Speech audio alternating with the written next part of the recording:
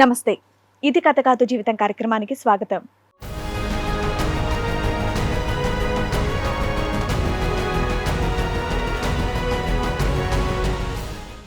మా వైఫ్ వేరే అబ్బాయితో ఎఫ్ఐఆర్ పెట్టుకున్నది.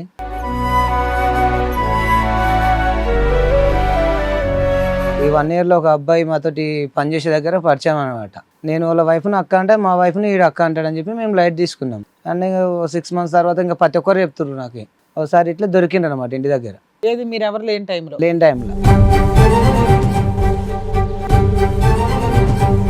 ఒకసారి ఈవెంట్కి వెళ్తున్నా అని చెప్పి ఈ అబ్బాయితో వెళ్ళింది. చూసిన ఏంది ఇది అన్న, దాంట్లోనే గొడవలు స్టార్ట్ అయినాయి.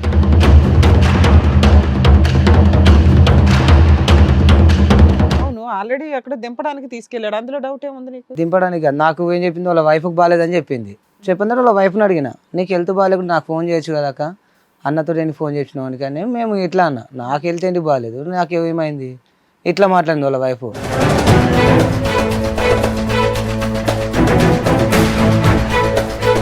ఫస్ట్ ఒకసారి ఇట్లే కొట్లాడి వెళ్ళిపోయింది. నెక్స్ట్ ఒకసారి వెళ్ళిపోయి దగ్గర నుండి 2 months ఉండి వచ్చింది. తెలుసుకున్నాం మేము. వాళ్ళ ఆవిడకి తెలియదా? వాళ్ళ ఆవిడ తెలుసుకుని ఏమనట్లేదు. వాళ్ళిద్దరు వేరే దుకాణం పెడితే కూడా వాళ్ళ ఆవిడ ఏమనట్లేదు. వాళ్ళది కూడా లవ్ మ్యారేజ్. అయినా ఊరుకోరు కదమ్మా, నువ్వెలా ఊరుకోవో? నేను ఊరుకోవంటే నాకు పిల్లల కోసం ఊరుకున్నా మేడం ఇన్ని రోజులు.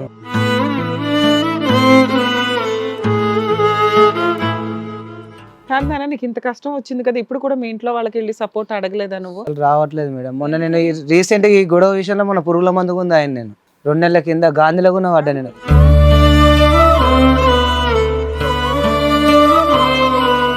పోలీస్ స్టేషన్ లో ఎప్పుడు కంప్లైంట్ ఇచ్చావు? మొన్న సండే ఇచ్చిన, ఏమని ఇచ్చావు? మిస్సింగ్ కేసు కిందకి ఇచ్చిన. అప్పటిదాకా తెలియదు అన్నాడు.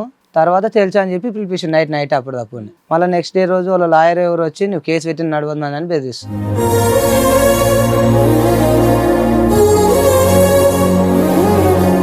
బెదిరించడం తర్వాత మీ ఆవిడ ఏమంటుందో? ఆయన నేను రాను, నేను పెళ్లి చేసుకున్నా అని చెప్తున్నాను. ఎవరు అతన్ని పెళ్లి చేసుకుందా? 3 పిల్లలను వదిలేసి 3 పిల్లల్ని వదిలేసి.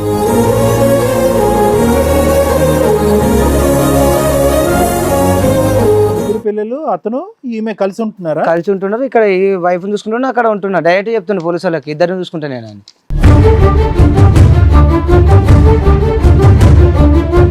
వాళ్ళ ఫొటోస్ వాళ్ళిద్దరువే ఇలా చూసి కూడా వాళ్ళ ఆవిడ ఊరుకుందా? ఏమనట్లేదు. ఇదేం దారుణం.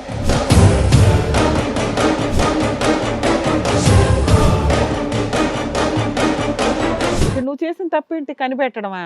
అడగడం తప్పుడు. అంటే ఈ విషయంలో గొడవలు అవుతున్నాయి కదా, అడగకూడదు అంట ఏమని. అదే ఆవిడ ఆయన బాగా కంఫర్ట్ గా ఉంది వాళ్ళిద్దరికి. ఇప్పుడు ఏమంటాను, డైవర్స్ కావాలి సార్ నాకు. ఇప్పటికి నువ్వు 3వ నేను పెట్టుకోవాలంటే నా నుంచి అవుతలేదు. నాకు ఇప్పుడు నా ఫ్యామిలీ మొత్తం దూరం అయింది. నేను లవ్ మ్యారేజ్ చేసుకున్న ఫ్యామిలీ మొత్తం వదిలేసింది ఇప్పుడు నన్ను. ఇప్పుడు ఒక్కనే అయిపోయాను నేను.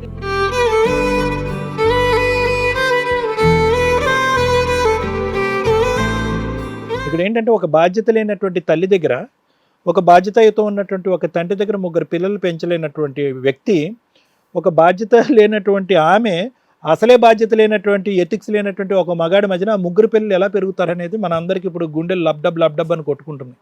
ఇది చాలా ప్రమాదకరమైన ఘట్టం.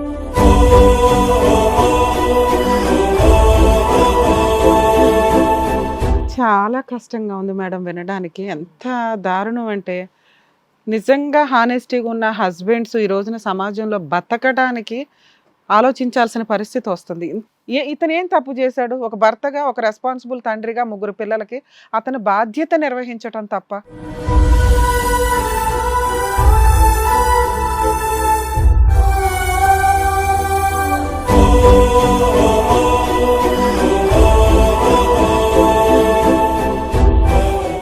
ఇది కథ కాదు జీవితం ప్రోగ్రామ్ అందరికంటే ఒక రోజు ముందుగా మీరు చూడాలి అనుకుంటే వెంటనే డౌన్లోడ్ చేయండి హిట్ టీవీ యాప్. ఇందులో మీరు నచ్చే మెచ్చే కంటెంట్ సిద్ధంగా ఉంది. మరి ఇంకెందుకు ఆలస్యం, వెంటనే డౌన్లోడ్ చేసుకోండి హిట్ టీవీ యాప్.